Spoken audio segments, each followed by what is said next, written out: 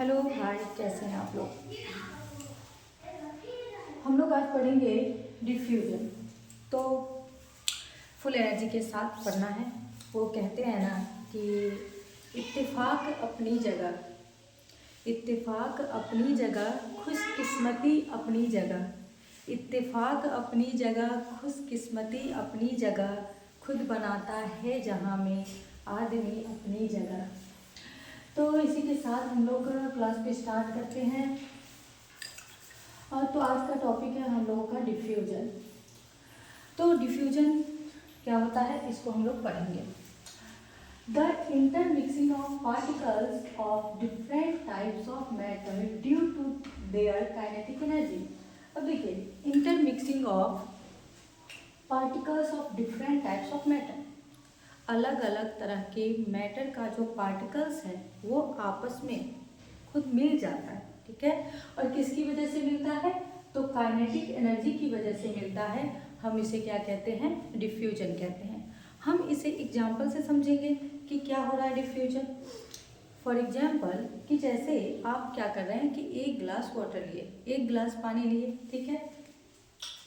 एक गिलास हम लोग पानी ले लिए, किसी भी चीज़ में ले लो, आपको ग्लास में लेना है ग्लास में ले लो, जग में लो, मग में लो, है ना, जिसमें लेना है उसमें हम ले सकते हैं। एक गिलास पानी ले लिया।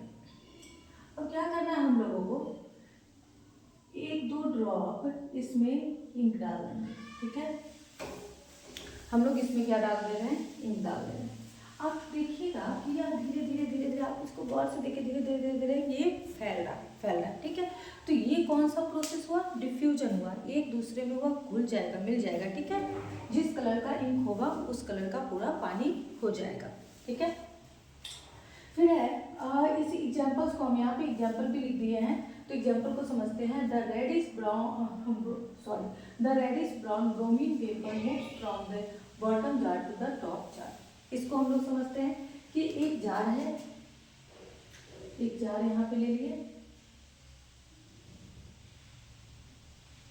इसमें ब्रोमीन वेपर है, इसमें क्या है, ब्रोमीन वेपर, ठीक है। या टेस्ट ट्यूब ले लेते हैं, एक टेस्ट ट्यूब है जिसमें क्या है, ब्रोमीन वेपर है। हम लोग क्या करेंगे कि इसके ऊपर एक और खाली टेस्ट ट्यूब को डाल देंगे, ठीक है। ये खाली टेस्ट ट्यूब है। अब देखिए, ब्रोमीन वेपर का कलर जो है ना रेडिश ब्राउन होता है, तो रेडिश ब्राउन पहले ये था। लेकिन कुछ देर के बाद हम लोग देखेंगे कि ऊपर में भी जो ये दूसरा वाला टेस्ट ट्यूब है, ये पूरा सबका कलर कैसा हो गया, रेडिश ब्राउन हो गया। अब इससे क्या प्रूव होता है कि जो ब्रोमीन वेपर का पार्टिकल्स था वह धीरे धीरे धीरे धीरे क्या हुआ, डिफ्यूज हो गया, फैल गया, ठीक है।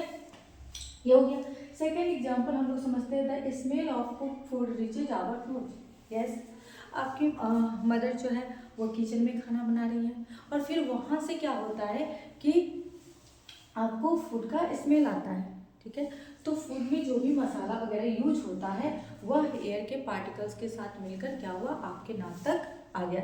इसी तरह से परफ्यूम भी काम करता है कि कोई बंदा जो है परफ्यूम लगा के आए, जैसे आप लोग भी करते हैं कि है ना, कि कोई ये नीचे क्लास की बात है ना, कि कोई 4-5 का बच्चा है और वो अपने बैग में वो परफ्यूम ले आता है और बीच क्लास में क्या करता है कि परफ्यूम को ये करता है ताकि जो टीचर है, मैम सर, ठीक है, उनका ध्यान आए। चलिए, अब आप कहिएगा ये क्या बेकार सी मैम बोल रही है।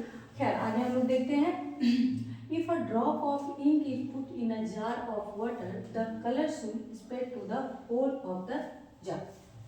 ये बात तो मैं अभी बताई हूँ कि पानी में एक बूंद हम लोग इंक डालते हैं तो क्या होता है, वह पूरे में फैल जाता है। आप लोग फैलते हुए देखिएगा।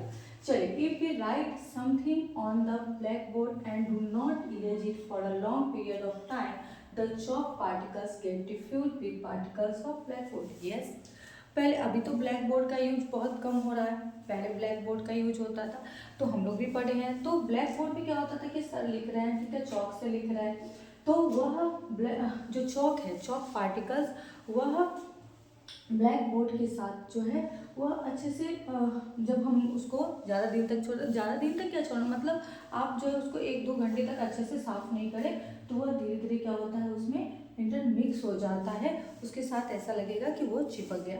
अब देखिए यहाँ पर हम लोग देखें ना कि डिफ्यूजन का अलग अलग एग्जाम्पल देखें, तो एग्जाम्पल्स में देखिए जो हम लोग फर्स्ट एग्जाम्पल देखें तो वहाँ पे एयर है ना, एयर यानी कि गैस में हम डिफ्यूजन देख रहे हैं। फिर हम लोग सेकंड वाला देख रहे हैं, वह भी गैस में डिफ्यूजन देख रहे हैं।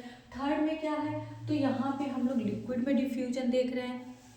और फोर्थ में हम लोग देख रहे हैं कि सॉलिड में डिफ्यूजन है, क्योंकि ब्लैक बोर्ड और चॉक ये क्या होता है, सॉलिड है, तो यहाँ पे डिफ्यूजन। देखिए डिफ्यूजन तो हो रहा है सब में, लेकिन जो आप देख रहे हैं कि गैस है उसमें डिफ्यूजन क्या होगा, बहुत तेज़ी से होगा। ऐसा क्यों हो रहा है? फिर लिक्विड में उससे थोड़ा कम डिफ्यूजन होगा, बहुत मतलब धीरे धीरे होगा। और अगर हम लोग बात करें कि सॉलिड में, तो इसमें जो डिफ्यूजन है वह बहुत ही मतलब कम होता है। आप लोग देखते हुए कोई ईंट है ना, हम ईंट को रख दिए किसी फर्श पे और उसको लंबे समय तक आप ईंट को छोड़ दीजिए, तो आप देखिए जब ईंट को हटाइएगा तो ईंट का जो कलर होता है ना वह आपके फर्श पे भी ऐसा कलर हो जाएगा। तो वहाँ पर भी सॉलिड सॉलिड में क्या हो रहा है, डिफ्यूजन हो रहा है।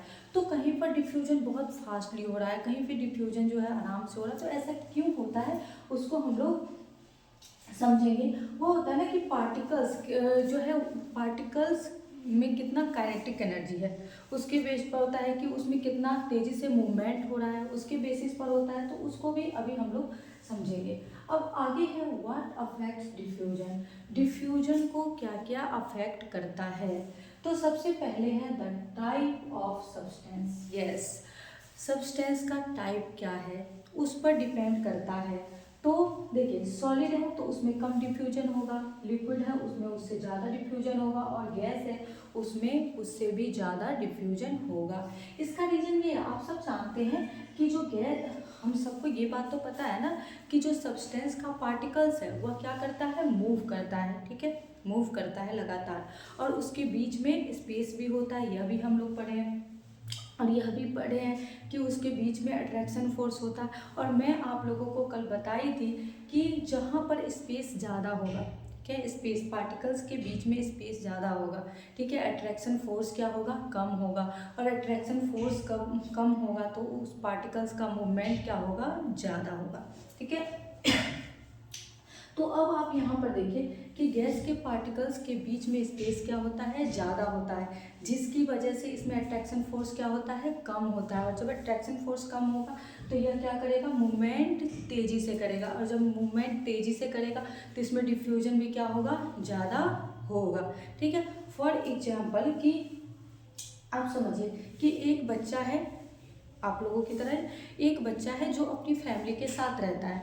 तो जब फैमिली के साथ रह रहा है तो वहाँ पर जो है फैमिली और बच्चे के बीच में जो स्पेस है वो क्या है, कम है। तो वो ना कम जो है इधर उधर करेगा, जैसे कि कभी चला गया बाहर घूमने के लिए, शाम में घूमने के लिए, रात में पार्टी करने के लिए, तो ये बहुत ही कम करेगा। लेकिन एक बच्चा है जो अपनी फैमिली से बहुत दूर रहता है, ठीक है, बहुत ही दूर रहता है, तो वहाँ पर क्या होगा कि वहाँ पे स्पेस बढ़ गया, और जैसे ही स्पेस बढ़ेगा तो उसमें क्या होगा, अट्रैक्शन कम होगा। और जब अट्रैक्शन कम होगा तो वह कभी भी कहीं जा रहा है ना, क्योंकि किसी को कुछ पता नहीं है, ठीक है। अब आप लोग जो है आप लोग ऐसा मत कीजिएगा, चलिए हम लोग जो है उसमें रहेंगे, अट्रैक्शन में रहेंगे, ठीक। तो गैस के बीच जो है, गैस के पार्टिकल्स में क्या होता है, डिफ्यूजन ज़्यादा होता है। फिर उसी तरह से हम लोग समझ सकते हैं कि लिक्विड में कम होगा और सॉलिड में सबसे कम डिफ्यूजन होगा। अब हम लोग देखेंगे कि टेम्परेचर जो है वह कैसे अफेक्ट करता है डिफ्यूजन को।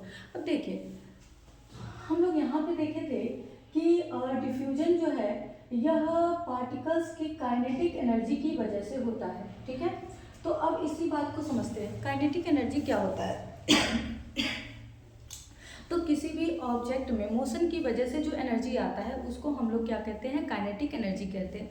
अब देखिए मोशन तो तब ज़्यादा आएगा ना, मोशन जब हम लोग टेम्परेचर को बढ़ाते हैं, ठीक है, जब हम लोग टेम्परेचर को क्या करते हैं, इंक्रीज कर देते हैं, टेम्परेचर हुआ इंक्रीज, ठीक है। तो कौन बढ़ेगा, काइनेटिक एनर्जी, काइनेटिक एनर्जी बढ़ेगा। क्यों बढ़ेगा भाई, जब हम लोग टेम्परेचर को बढ़ाएंगे तो जो पार्टिकल्स का मूवमेंट है वह क्या होगा, बढ़ेगा। बढ़ेगा यानी कि काइनेटिक एनर्जी उसका क्या हो गया, बढ़ गया। ठीक है, उसका मोशन बढ़ा, काइनेटिक एनर्जी बढ़ गया। और जब काइनेटिक एनर्जी बढ़ेगा तो डिफ्यूजन भी क्या होगा, बढ़ेगा। ठीक है, तो डिफ्यूजन भी यहाँ से क्या हो जाता है, इंक्रीज हो जाता है। अब इसको हम लोग ऐसे समझते हैं, अब ये नहीं कि मैं जो बता रही हूँ आप जाके उसको एग्जाम में लिख रहे हैं, नहीं, ऐसा बिल्कुल भी नहीं करना है। चलिए, इसको बस समझने के लिए मैं बता रही हूँ। अब जैसे कि एक रूम है, ठीक है, एक रूम है और मैं यहाँ पर क्या कर रही हूँ कि मतलब एक रूम है जिसमें बहुत सारे बच्चे बैठे हुए हैं। ठीक है, अचानक से इस रूम का ना धीरे धीरे धीरे धीरे धीरे धीरे करके टेम्परेचर क्या हो रहा है, पहले ना ऐसे समझें कि बहुत सारे बच्चे हैं, सारे बच्चे जो है एक साथ बैठे हुए हैं। ठीक है, एकदम सट सट के ऐसे करके बैठे हुए हैं, चिपक के बैठे हुए हैं। ठीक है, अब क्या हुआ कि हम जो है ना धीरे धीरे इस रूम का टेम्परेचर बढ़ा रहे हैं, टेम्परेचर बढ़ा रहे हैं। जैसे ही टेम्परेचर बढ़ाएंगे वो सारे बच्चे क्या होंगे, है ना, दूर दूर बैठना शुरू करेंगे। ठीक है, क्योंकि उसका जो है काइनेटिक एनर्जी, कहने का मतलब कि उसमें जो टेम्परेचर बढ़ रहा है जिसकी वजह से वो क्या हो रहा है, दूर दूर दूर दूर दूर दूर हो रहा है। ठीक है, ऐसे हो रहा है। तो वही चीज़ यहाँ पे है कि जब हम लोग टेम्परेचर को इंक्रीज करते हैं तो पार्टिकल्स का जो काइनेटिक एनर्जी है वो क्या हो जाता है, बढ़ जाता है। जब काइनेटिक एनर्जी बढ़ेगा तो आपस में क्या हो जाएगा, डिफ्यूजन होगा। जिस तरह से यहाँ पे रूम का टेम्परेचर हम बढ़ाएंगे तो बच्चे इस बेंच से उठकर उस बेंच पे चले गए, उस बेंच से उठकर उस बेंच पे चले गए, है ना, इस तरीके से वो चले गए। तो आप इससे इस चीज़ को इससे भी समझ सकते हैं। तो हम लोगों का जो डिफ्यूजन वाला टॉपिक है वो आज ख़त्म हो गया। हम लोग इसके आगे अगले दिन देखेंगे। ठीक है, तो फिर से जाते जाते वही बात अच्छे से आप लोग पढ़िए। ठीक है, और वही इत्तेफाक अपनी जगह, इत्तेफाक अपनी जगह, खुशकिस्मती अपनी जगह, खुद बनाता है जहाँ में आदमी अपनी जगह।